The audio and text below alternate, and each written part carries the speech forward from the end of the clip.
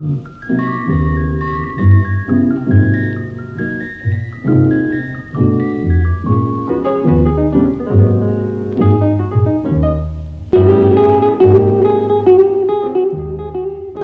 this is Pat Freeman here on the network with my buddy Chris Stevenson. How you doing, Chris? What's going on, Pat? We are once again moving into one of the worst periods in American history as far as the political season. We are seeing the Republican Party pull out all stops to get rid of President Obama.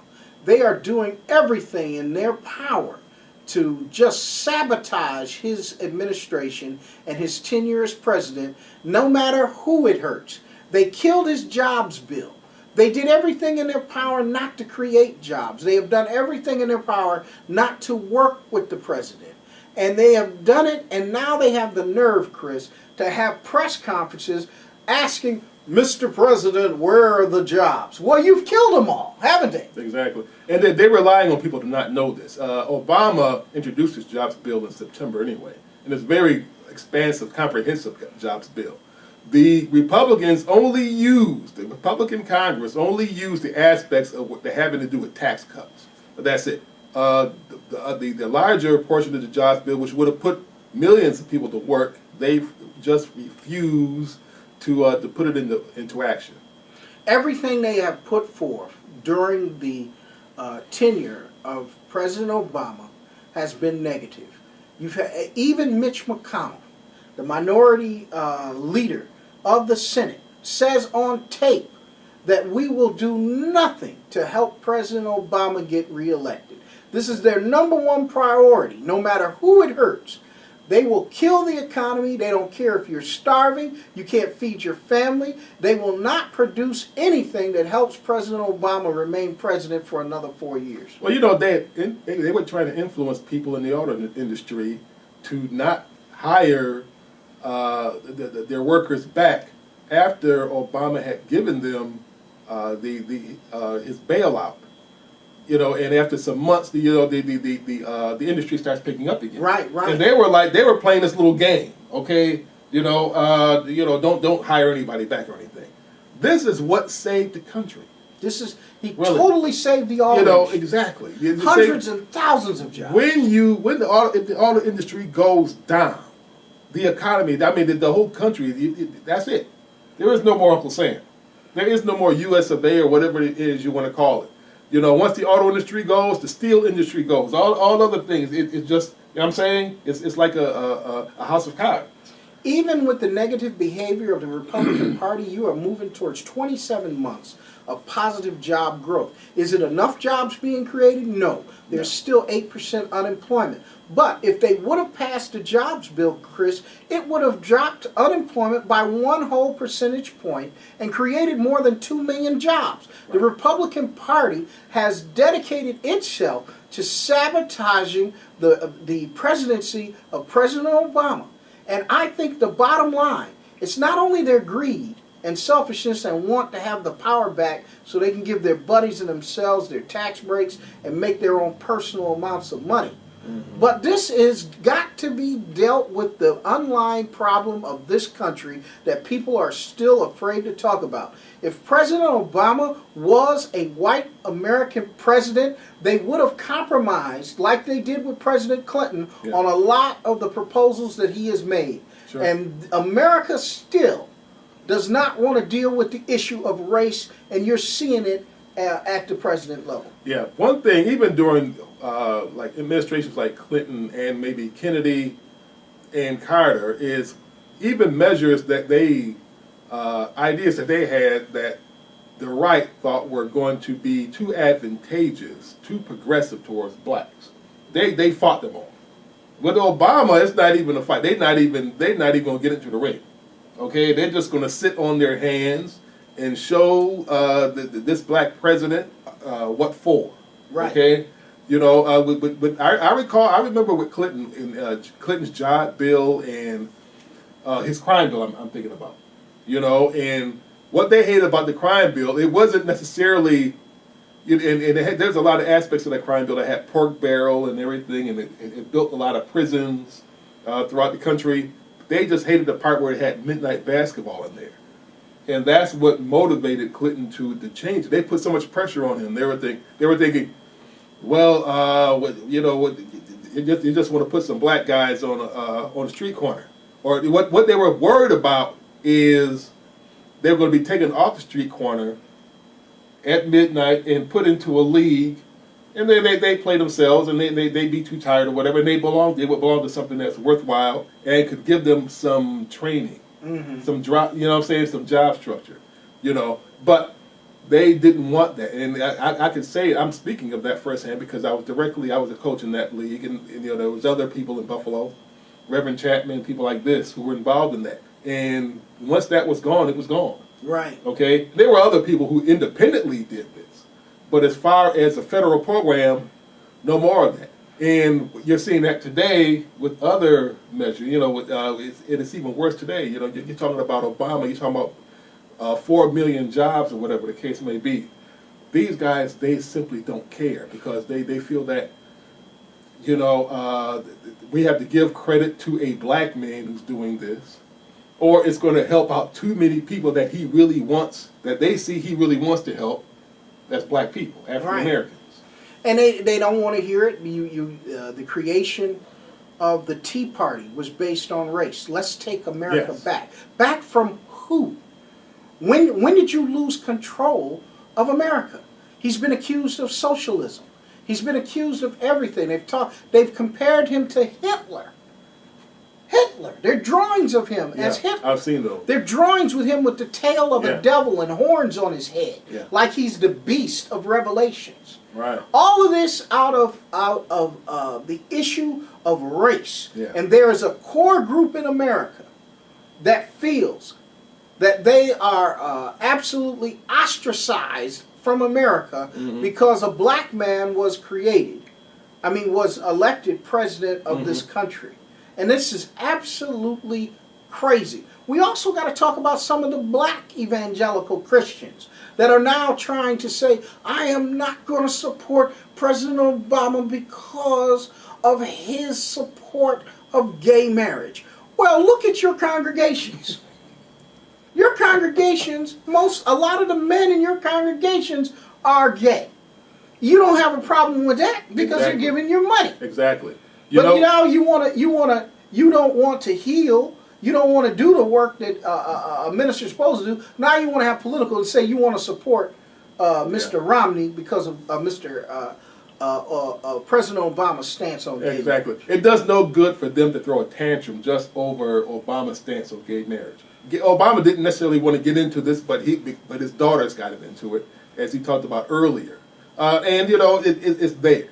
Okay, we may not like it, but it's there. It's not a big deal, Chris. It's about if these people are together 20 years. Yeah. He's saying that they should have the benefits of civil union. Right. That's what it's about. It's not about you performing ceremonies in your church. If your church doesn't want to do it, then they have to. Exactly. And that it wasn't like you talked about 80% of the the men in the churches, whatever. Wouldn't the preachers be alienating a lot of their choir, their musicians, the piano player, whatever, It's hypocritical. It is. It's hypocrisy. It's absolute hypocrisy. Could the black church survive without gay people? And it's not even the bottom line with his support of gay marriage is about the right of civil union. And in America, based on the Constitution, whether they want to follow the Constitution or not, there's supposed to be a separation between church and state. Yeah. If there's a separation between church and state, it is illegal against the Constitution to make a judgment on civil unions. Yeah. And the way this country was doing things, you were denying gay partners civil union rights. Right. And that is really not a good thing. And here's the thing. They use the Bible for gay. Okay? Right. They talk about, Leviticus, whatever the case may be. What about everything else? Okay? Adultery, fornication, all these other things. Materialism. Materialism. You know what I'm saying? Okay? prosperity. Yeah, all that's in the Bible also. Right. Okay, so God's not going to look. He's not going to cherry pick and say, okay, I hate this more, Right. and I hate this less. That's not the way man fantasizes. That's how God's going to think. Man has been trying to pull God down to his level for thousands of years. And the bottom line, when you're talking about government, it is not. There's supposed to be a separation. Yeah. And that's legal. There's a separation between church and state in this country, whether you like it or not. That is a constitutional form, and it is a amendment in this government. Yeah. And whether you like it or not, it's there. Mm-hmm. You can't pick it, like you said, Chris. You can't pick and choose what is against your beliefs, and those are your beliefs. Mm-hmm. What we're talking about is responsible government. Yes. What this man has done in 3.5 years, he basically saved the United States of America. United States of America was moving towards 20% unemployment. 20%. Yeah. It was moving towards a Great Depression. It had not been that way since 1929, under the New Deal of Franklin Delano Roosevelt. What Obama has done was save the United States of America from the brink of absolute collapse from the 8 years of the Bush administration, which took you into 2 unwinnable wars, which killed an economic surplus of more than $500 billion into a deficit of more than $10 trillion. Yeah. This is what Obama had to do. Yeah. And the basic thing that you do when your government is in this type of strait is infrastructural investment by the government. That's what created the new debt. And now you've got to work that back into the system and begin to depreciate that debt. One of the things that they're lying about, the Republicans are also saying, is that he's one of the biggest spending presidents in American history. Not true. He has one of the lowest spending rates of any administration in the last 60 years, is President Obama's. He has got a control on government spending, but he is trying to reduce the deficit and responsible government. Yeah. What he's doing is taking time. The reason it's not doing better is the uncooperation of the Republican Party. Yeah. They know this guy's a good president. If they would have cooperated with him, this government we would be back to where we should be under the Clinton. And it's half racism, half jealousy. On their part, they don't have anybody as brilliant as Obama. They've tried using other black officials to pit against Obama, from Herman Cain, even down to Cory Booker, the mayor of Newark, and I wrote a piece about that in the Buffalo Bullet, where they tried to put him, because Cory Booker was being financed in his early campaigns by Bain Capital. Right. Okay, so now he repays it. They go to him. They say, "Hey, listen, Obama's knocking Romney." That was probably Romney himself. And say, "Get this guy off my back. He's talking about the jobs and everything and whatever." And Cory Booker gets up there and he criticizes Obama, and he says how depressed he was, how bad he felt at all the mudslinging. Okay, like Obama's the first person to do this. Okay, he goes over, he criticizes Obama's campaign ad against Romney, and now he's all depressed, and he says, "Well, I equate this to what the right did to Jeremiah Wright." And the thing it's no different with Obama. It's been going on for thousands of years. Political mudslinging. Stay out of it. Okay? No doubt. All right? But he got well over $500,000 to run for mayor of Newark. He's being financed by vulture capitalists. There's a difference in venture capitalism and vulture capitalism. Yeah. The movie Wall Street with Michael Douglas is based on Mitt Romney. It's not based on Mitt Romney, but it's similar to what Mitt Romney did with Bain Capital. Yeah. These guys go after companies that are struggling, and then they either kill their workforce, diversify the company, or sell the company, but their bottom line is to make money. They don't care nothing about workers. And if you watch the movie Wall Street, it's very similar to what Mitt Romney did. And Mitt Romney was no different than a Michael Douglas. No. The evil investor that didn't care about the workers. That's him. That's Mitt Romney. That's him. And you want this guy, like I said, 60% of the country probably wants this guy to be president. They're out of their minds. No. He's a political lightweight. No. Have you heard his foreign policy? One of the you notice he stays away from it. Yeah. I know how to make jobs. I know how to create. Man, this is a world economy now. Well, he tries to take credit for things that Obama did already. That's the bizarre part. Only thing he can take credit for is health care, and he said he's going to repeal it. Yeah, he will. And he's one of the models. How is he going to repeal his own measure? You know what I'm saying? We want to give you credit for health care. You did a good job in Massachusetts with it. Exactly. But you know what? You don't want to take credit for it because your supporters are against it. Unbelievable. But once again, we're going to be talking about the politics of today for the upcoming weeks. We've got a lot to talk about. We've got George Zimmerman updates coming in. Charles Taylor, we talked about that last week. Charles Taylor was sentenced, am I correct? Sentenced to 50 years. 50 years, Charles. Good news. Charles Taylor. But like I said before, he still deserves worse. Yeah.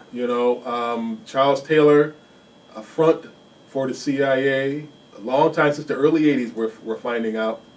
And, what he did in Sierra Leone as well as other places around Liberia, they didn't get any liberation regard from him at all whatsoever. And Charles Taylor, feels that he's innocent. He said, hey, I'm just doing what I was told to do. Hey. Okay. I'm not, if somebody tells me to cut some kid's arms off, I'm going to say, no. All right. I'm not going to say it like that. It's a family show. But, he bears responsibility, great responsibility. And I don't feel sorry for him at all. Not at all. Well, hey, that's all for us here on the network. We'll be back here on the network. My buddy Chris Stevenson, give them the information on your blog space, Chris, so people can go to see. Check out the BuffaloBullet.com. You're going to see Pat Freeman's columns also dealing with the Buffalo Bills as well as information that he has, very important information regarding the upcoming stadium, the stadium deal. We're trying to get a downtown stadium in Buffalo as well. And Pat, of course, is very optimistic about the Buffalo Bills in the future. He sees Vince Young leading the Buffalo Bills to the playoffs. Yes. But I got other columnists also that are going to really be blowing your mind. Check it out, BuffaloBullet.com. BuffaloBullet.com, and we'll be back here next week on the network. I'm Pat Freeman. This is Chris Stevenson. We'll see you next week right here on the network.